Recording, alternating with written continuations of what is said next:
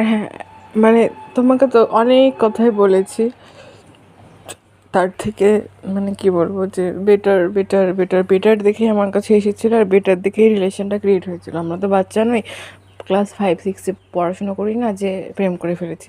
তুমি আমার সমস্ত কিছু জেনেছো, আমি জেনেছি, তারপরে রিলেশনে এসেছি।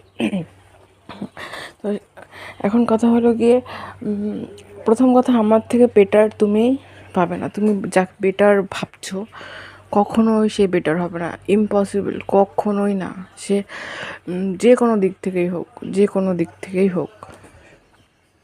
আর আমার মতো কেয়ার, আমার মতো ভালোবাসা, তোমার একটা মাত্র লিপসের মধ্যে একটা ব্রণর মতো হয়েছে, সেটাকে আমি 1000বার জিজ্ঞাসা করেছি। তোমার একটুখানি শরীর খারাপ হলে আমি 1000বার জিজ্ঞাসা করেছি।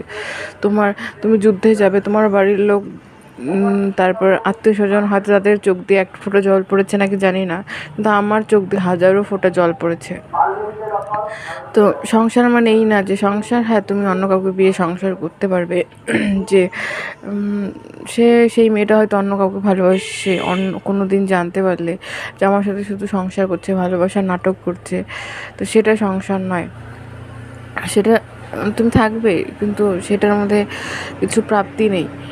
আর হ্যাঁ, আর আদার্স দিক থেকে যদি বলা যায় যে বেটার, তাহলে তুমি হয়তো কী পাবে, কী ডিফারেন্স পাবে? 5%, 10%, 20%, এইটুকুই ডিফারেন্স পাবে, এর থেকে না। তো আমি এইটুকু 100% বলতে পারি যে তুমি আমার থেকে বেটার ডিজার্ভ মানে করো হয়তো, কিন্তু পাবে না, কোনো দিনও পাবে না। আমার থেকে বেটার কোনো দিনও তুমি পাবে না। আমার মতো কেয়ার, আমার মতো ভালোবাসা, আমার মতো কেউ কোনো দিনও হবে না তোমার জন্য।